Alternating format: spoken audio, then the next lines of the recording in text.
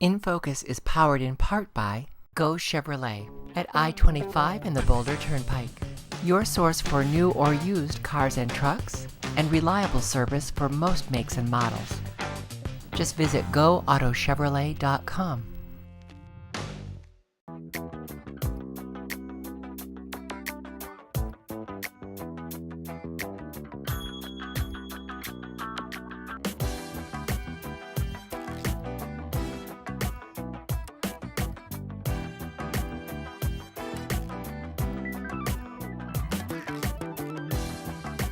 Welcome to In Focus with Eden Lane.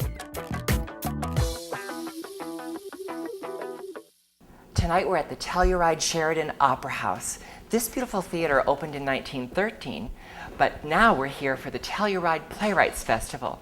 This is the 6th or 7th, and the founder isn't quite sure when she should start counting because it started in her home, but it's grown to this amazing festival. And we followed some Denver actors up to see their work on these new plays. And we're very excited to bring you along so you can see the wonderful creative work that's being done right here in Colorado at the Telluride Playwrights Festival. The Telluride Playwrights Festival launched the political theater theme in an open discussion for festival attendees with Russian guest director Yuri Unov, moderated by festival director Jennie Franks. This freewheeling hour covered the state of free expression in Russia under different recent regimes, setting the tone for all the plays entered into the festival.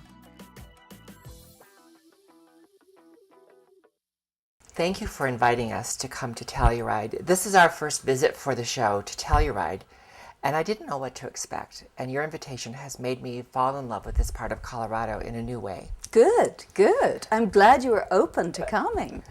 And we were trying to come last year. How long have you been doing the Telluride Playwrights Festival? I think it's probably, this is our 6th year. 6th season. Or 7th, I can't remember. We started off really small in a back room, so I don't know whether to include that or not. What is it like to manage something like a Playwrights Festival every year? It is intensive. This week is really intensive. Having said that, you know, managing a festival, I have just come from hanging up posters all over town. Mm-hmm. So it's a small town, and I do things like hang up posters to choosing the plays, getting the actors, getting the playwrights. And when you say choosing plays, in case a viewer doesn't really understand what that means, you have to read all these submissions. Right. And this year, you said you read over 400 plays, for example. Yes, I mean, in all honesty, there are some plays that I knew fairly early on that we couldn't do, that wouldn't be suitable for one reason or another. Mm-hmm. Some of my board members read some of the plays as well. But the ones that are compatible to Telluride and that I think are really good plays and will have a life after Telluride, those are the ones that stand out. Mm-hmm. It's interesting that one difference about this festival, the festivals we get to attend in Colorado, for example, many times we're seeing new works that are in development, but they're much further along in that path than they are when they're coming here. Talk about that for me. Well, we like to say we're a laboratory for playwrights, actors, directors. We germinate here. We're an incubator for the beginning of the process. The very beginning of the process. The very beginning. We're small, and I think it fits what we do very well in this town, because I say to the playwrights, you can develop your work here away from the glare of any critical eye. Mm-hmm. You know, if you're in Denver or New York, you never know who's going to come and see the play. Even if they're not supposed to review it, they develop a... Right. So we create a very safe environment for everybody.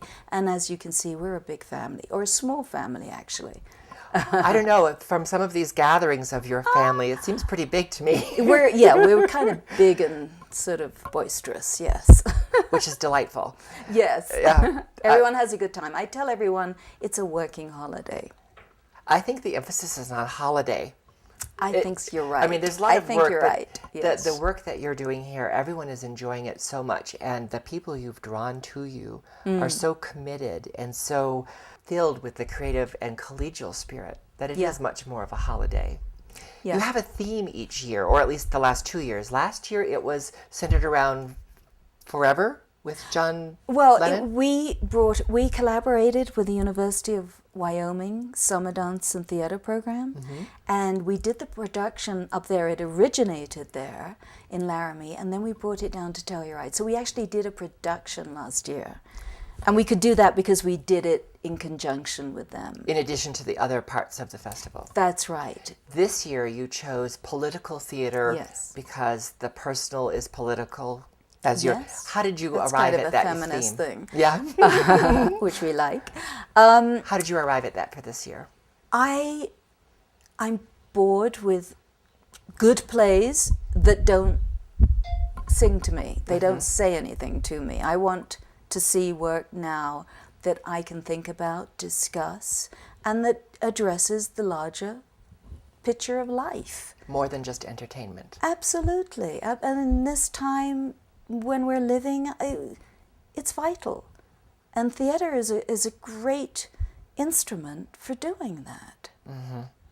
It does it in a way that no matter how successfully other mediums do it, they just don't do it the same way that live theater does. Right. I mean, the thing about theater, as you know, is that you go and see a play, and then you think about it, and then you talk about it, and you discuss it, and you think about it again. It reveals itself to you slowly. But one of the things about our festival, which is really important to us, is the talkback session after the plays.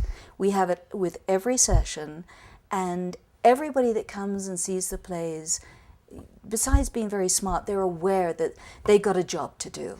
They're here at the beginning of the process, and they'll see the play, and then they'll talk to the playwright. And in the spirit of the festival, it's really helping the playwright. It's not just, I mean, of course they're going to say, oh, I loved it, blah, blah, but it's very constructive to the playwright. But you can hear them say, I didn't understand it when, and it felt long here. And they're really, your audience is really engaged in the art of theater. That's right, that's right. And then the playwright, and I tell the playwrights, I say, don't worry, when you get on the plane going home, that's when your real work will begin. You'll be rewriting the play at home. And we've had probably, so far, I would say about 60% of the plays we've worked on have gone on to larger productions in bigger cities. How many are you able to typically choose? Like this season, you've chosen 5 plays? This is our biggest season, actually. In the past, we've only done 2 or 3 with some boutique readings, and we've got boutique readings this year as well. So how many are in this season? This season we've got, altogether I think there's like 8 events. 8? Every day we've got something, whether it's improv night or we have Bob Duback, which was great. Yep. And this weekend we've got 5 readings. 5 readings. Coffee mornings, and then the evening main stage readings. And the facility that you have most of the main stage readings in, that beautiful theater. And then we get to spread out in some of this glorious, tiny, but really charming downtown area. So you're getting all of your town involved in this festival. How did you do that? They gravitated to the festival, to tell you the truth. I mean, this festival is very organic. We're small, we're flexible, and people come to me and say, hey, can I volunteer? Or they come to me and they say, I know so-and-so. People just come. It's extraordinary. I mean, Bob Duback came to me a few months ago and said, hey, I think I'm available. You want me to do something? Oh, how wonderful. Yeah. Let me think about that. Yes.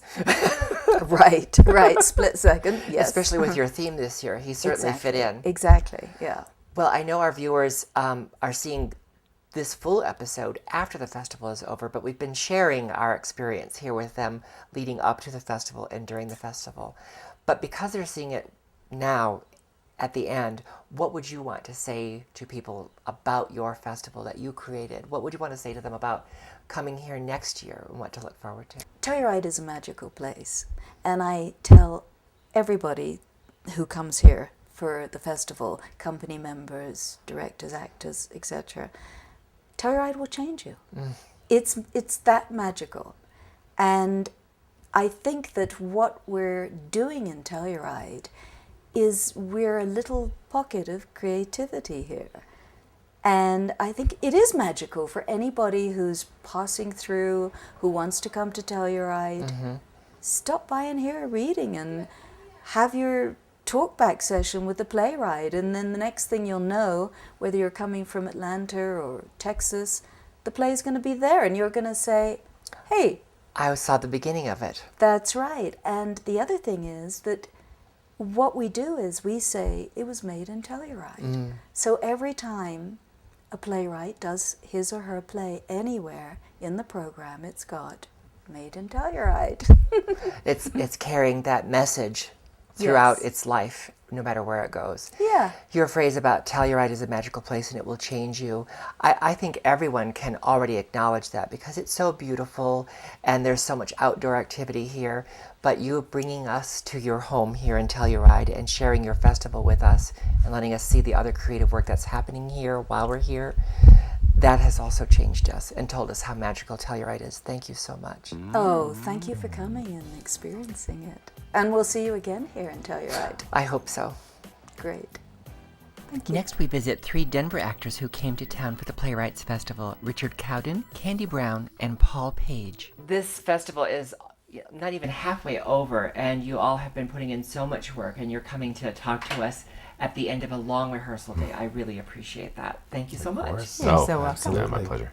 All of you are actors in Denver, and you've come to Denver to be part of the theater community through various means. So if we could briefly just touch on how you got to be involved in theater in Colorado, and we'll start with you, Paul. Oh, well, I moved to Colorado from New York in 1988 and immediately started auditioning and was cast at the Aurora Fox in their production of A Christmas Carol as Bob Cratchit. So that was your first role in Colorado. I had gotten out of theater for the last few years that I was in New York, so it was something I was really planning to do, and have done a lot of it very, very happily and very fortunately.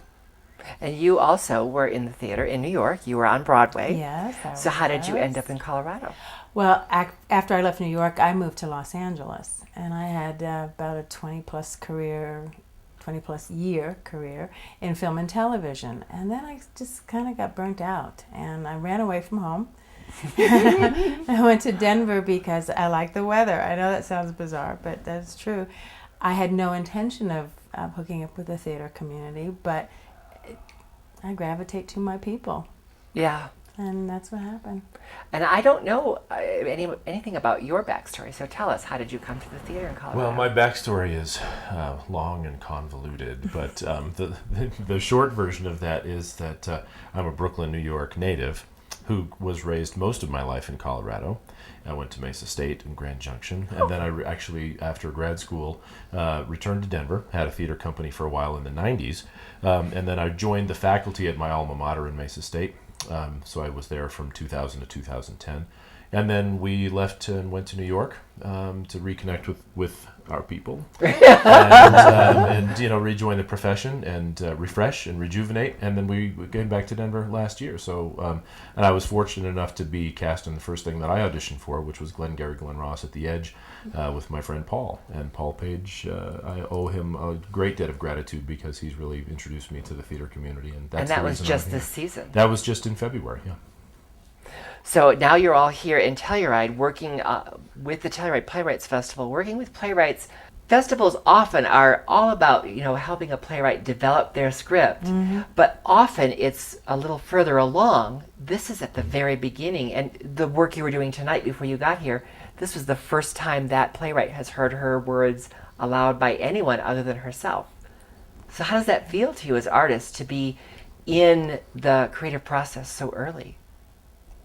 I like it. I think it's pretty exciting. Absolutely. I was going to say, it's very exciting. When you're the first. No matter what happens, you are the first. I think they're all both lying. It's horrifying, but it is. No, it's really true. And it is really true. It is. It's incredibly invigorating, and it's a great honor to have the chance to speak those words for the first time.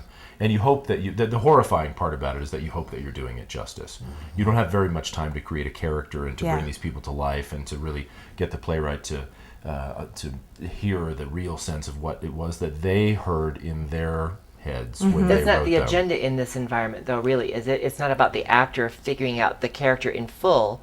It's about pacing and inflection and... Well, I think that the playwrights, from the conversations I've had while I've been here, they count on us using our training and instincts to just, just instinctively come up with a voice, and they take the instincts and the choices that we bring to it, sometimes very cold and at the very last minute, and it inspires them even more because Charlie, we were just talking today about Rikers, and he was like, oh man, hearing this is giving me, let's change this line, and why don't you say this instead of that, and just the way you took that reaction really made me rethink.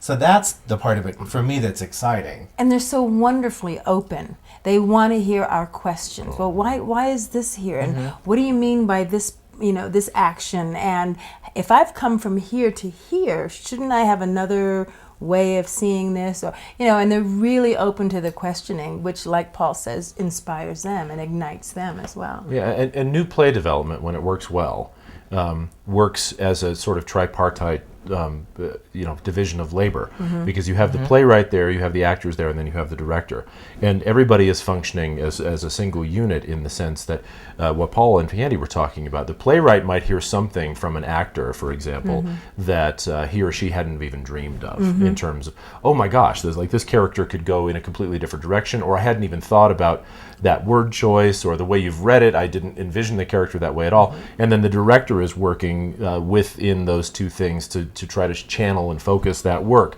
And so it really is a wonderful dynamic, a triangle. It's sort of a love triangle of sorts, where you're working with these people, and when it works well, like it has here, it's just fascinating, and it's just never ending, and the energy. That's what I love about it. I mean, we're sitting here at 10 o'clock or something at night after a day of rehearsal, and I could care less. I mean, I am so invigorated by the end of these days. Now Rich is lying. Yeah. Rich never goes to bed before 3 o'clock anyway. So yeah, but it's just great. I mean, it's really fun. What is it about this festival and the way you're working with these playwrights that is so invigorating, that has you so sparked? What's different about this one? Well, part of it is where we are. I mean, that's a huge part of it. I think, for me, I spent a lot of time in Telluride as a kid, and I've skied here for many, many years. I haven't been up in the summer for a long time, so that's nice.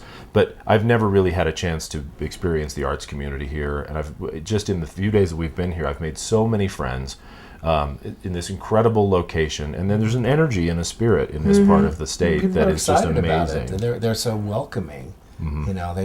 People walk up to you on the street. Oh, you must be here with the festival. They can tell because you're wearing... Well, yes, we are The wearing. name tag. we are wearing name I'm tags. walking down the street and go, hey, Candy, and I'm like, oh my God, I know people. That's what it says. Yeah. When you're helping a playwright in this way, you're not necessarily cast in something that you would be cast in if you were going to present it in a production. What is that challenge like for you when you're playing someone who may not be at all your type that you would ever get to work on? I had fun with it just today. Yeah, I'm having the best I've rehearsed 3 different plays today.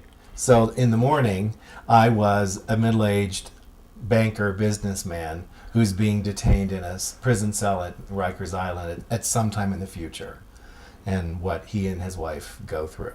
Then this afternoon, I sat down with Candy and read through, for the first time, a play called April is Dead in Paris by Jan Buttram, and I'm playing 3 different men, different age men, all named Jacques. And they progressively get older to literally the description of the final Jacques said, he is ancient. And moves like a glacier. And moves like a glacier. I thought, I'm all over this. I had fun. That's the what first you do. Jacques was, First Jacques was a ooh la la. It's a young Jacques. Yeah, and then I went back to this morning it was the opposite. We did Dan's play, Swing Set. Right, yeah. And I was playing Miss Cleo this morning. The world famous telephone psychic. Yes. Right? Yes. And it's scripted to be read by a middle-aged white man. So that's really not that different than something you might actually get cast for. Well, possibly. I don't know. If it's written It for sure is a heck of a lot white of man. fun. Accents are always, Yeah. Are you fun. getting to play someone that you wouldn't typically get cast for? Not Absolutely. Tell me about that. I think the first play, which is probably the main reason they brought me up here, is to play Paul's maid. But it does say she's 60-ish and, a little heavy set, which I can do.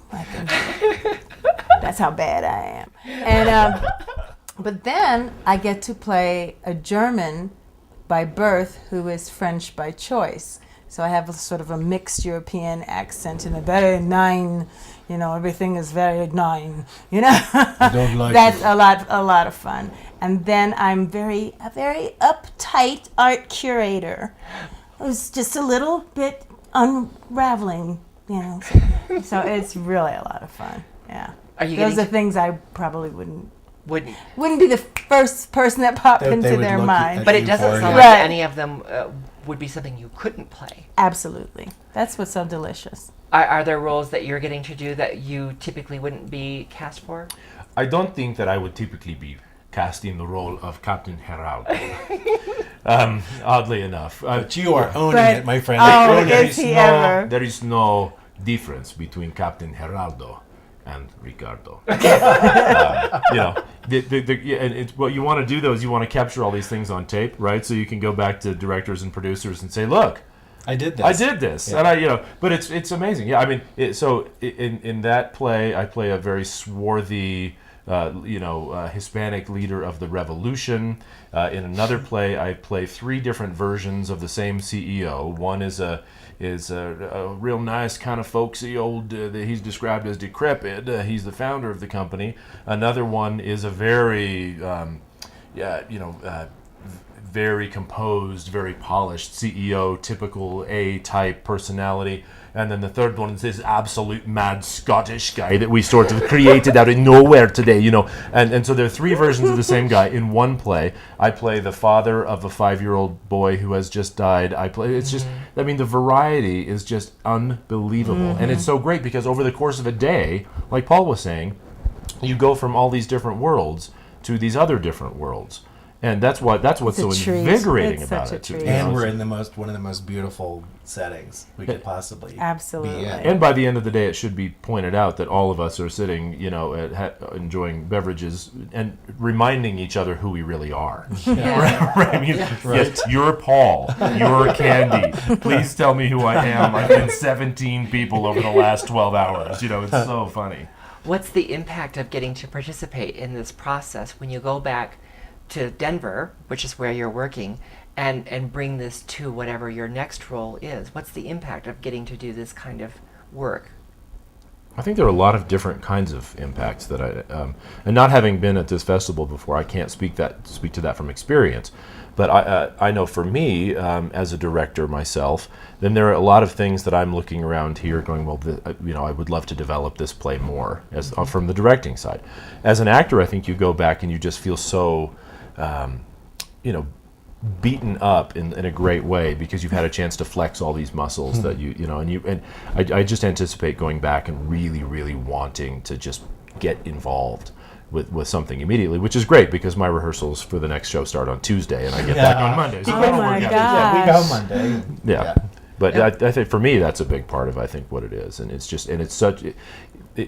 I don't talk about being a spiritual person a lot, but there is a very spiritual energy I think that this does. I mean, it's so good for your spirit. It's so good for your soul. Yeah. And your technique and your instrument. Your chops. well, Yeah. That's exactly what I was Yeah. going to say about the fact that I've had to do one reading so far cold, meaning I've had the script for a few days, but because I'm one of the main characters in the Rikers play, I haven't had as much time to focus energy on that. So it is cool to be able to keep your chops, in condition by saying, okay, I'm going to make choices here and just pull them out of my ear. And Thank you for saying great. ear. Thank you. Yes. It is PBS after all. Yeah. That's right. And what's the impact of this on your work? Well, for me, I can't think of anything better for an artist, or at least for myself, to be creative and appreciated. And that's what's happening here. I'm getting to be creative and appreciated. So Yeah, well put, yeah. Because I've been doing a lot of choreography and teaching, so I haven't really been acting quite as much, and you come up a little on the nervous side, and then when people go, "Whoa, brava," you go, "Okay," and then then your imagination starts to take off. So the creativity, the more people say, "Thumbs up," the more creative you feel and start to express. I think that's interesting to hear after having heard you all talk about your experience and how you got here and the wealth of experience that you have, and that you're still, when you step away for a little while, you still have that anxiety, that nervousness, that heightened desire to do well. Yeah. I think that's fascinating. I'd love to figure out a time when we can get together again when you're back in Denver, so we can look back that's on a this great idea. experience. When shall we all meet again? Yes, right? Well, Nine. I really appreciate you staying up a little late, or staying away from the Pub? refreshments. Yeah. Let's just call it like it is. Local the pub, bar, yeah. Staying away from the bar a little longer to share a little bit about your experience while you're in the middle of it. Thank you so much. Thank you. The next morning, the Telluride Gallery of Fine Art was the location for the reading of the Russian play Vodka Television. A bracing beginning to another day full of theater. We're eager to bring you the rest of our report from the Telluride Playwrights Festival, coming up on In Focus on Colorado Public Television. It was such a wonderful visit, and it flew by. It doesn't seem like we had enough time here in Telluride for our first visit, but the Telluride Playwrights Festival was a wonderful reason to come here for our first time, and we can't wait to come back and show you everything else that Telluride has to offer. I hope you'll join us again soon. Thanks for watching. That's all for this edition. Remember to join us on Facebook and Twitter. With all that Colorado has to offer, we're here to help you keep it in focus. Thanks for watching. Good night.